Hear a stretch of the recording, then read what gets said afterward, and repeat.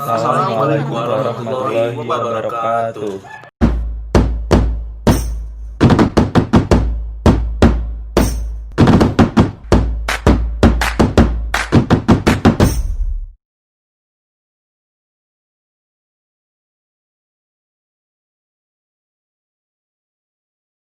Assalamualaikum warahmatullahi wabarakatuh. Salam sejahtera untuk kita semua. Perkenalkan, saya Syafiq Hidayah Al-Qurani dari kelompok 3. Kami akan membahas tentang Pancasila sebagai ideologi negara.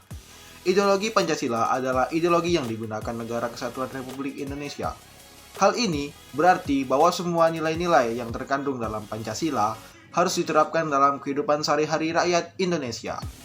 Agar kita memahami ideologi yang digunakan oleh negara Indonesia, pada artikel ini kami akan membahas tentang ideologi, mulai dari makna, fungsi, serta nilai-nilai yang terkandung dalam ideologi Pancasila. Selanjutnya akan dibahas oleh rekan saya. Lanjutkan mengenai pengertian ideologi. Tapi sebelum saya melanjutkan pengertian ideologi ini, ada baiknya kita harus mengetahui bahwa ideologi ini berasal dari bahasa Yunani dari dua penggabungan kata, yaitu ideos dan juga logos, yang artinya cita-cita, tujuan, sudut pandang, pemikiran, dan juga pengetahuan.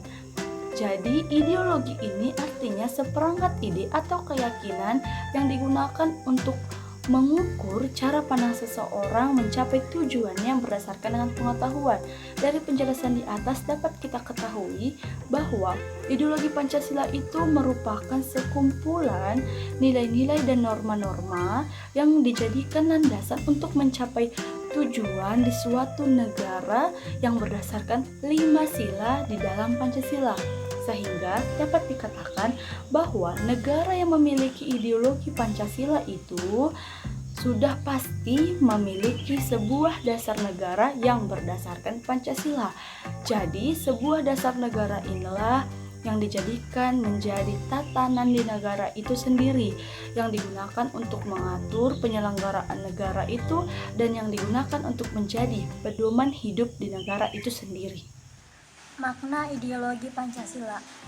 Setelah memahami pengertian dari ideologi, kita perlu memahami bahwa Pancasila sebagai ideologi nasional bangsa Indonesia juga memiliki makna sebagai berikut. Yang pertama, nilai-nilai yang terkandung dalam Pancasila menjadi cita-cita yang hendak dicapai menjadi pedoman hidup dalam penyelenggaraan bernegara.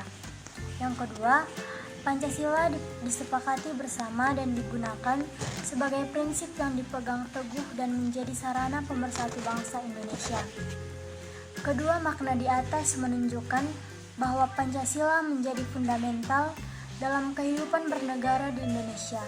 Apabila sebuah wilayah di Indonesia memiliki kebijakan tanpa berlandaskan Pancasila, maka otomatis aturan tersebut tidak berlaku. Nilai-nilai ideologi Pancasila. Pancasila memiliki 5 sila yang memiliki nilai ketuhanan, kemanusiaan, persatuan, kerakyatan, dan keadilan. Nilai-nilai ini menjadi dasar hidup berbangsa dan bernegara. Nilai-nilai tersebut adalah nilai yang bersifat objektif dan yang bersifat subjektif. Yang pertama ada objektif. Nilai-nilai Pancasila yang memiliki sifat objektif berarti 1. Rumusan dari Pancasila memiliki makna yang paling dalam. 2. Pancasila yang terdapat pada pembukaan Undang-Undang Dasar 1945 sebagai kaidah pokok yang mendasar. 3. Nilai-nilai Pancasila akan tetap ada sepanjang masa dalam kehidupan manusia. Subjektif. Nilai-nilai Pancasila bersifat subjektif yang berarti keberadaan nilai Pancasila bergantung pada bangsa Indonesia sendiri. Hal tersebut dikarenakan nilai-nilai Pancasila muncul dari bangsa Indonesia. Terdapat nilai kerohanian yang terkandung dalam Pancasila, menjadi pandangan hidup bangsa Indonesia. Nilai-nilai Pancasila berasal dan tumbuh serta berkembang dari budaya bangsa Indonesia. Terima kasih. Fungsi ideologi bangsa Indonesia. Nilai-nilai yang terkandung dalam Pancasila digunakan sebagai ideologi nasional bangsa Indonesia, sehingga tidak dapat dipungkiri bahwa Pancasila memiliki peranan dan fungsi, yaitu 1. Sarana pemersatu bangsa Indonesia. 2. Membimbing dan mengarahkan bangsa Indonesia untuk mencapai tujuan. 3. memberikan motivasi untuk menjaga dan memajukan jati diri bangsa Indonesia. 4. Menunjukkan jalan serta mengawasi dalam upaya mewujudkan cita-cita yang terkandung dalam Pancasila.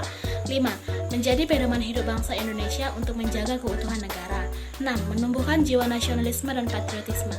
Itulah yang dapat kami sampaikan. Lebih dan kurangnya kami mohon maaf. Assalamualaikum warahmatullahi wabarakatuh.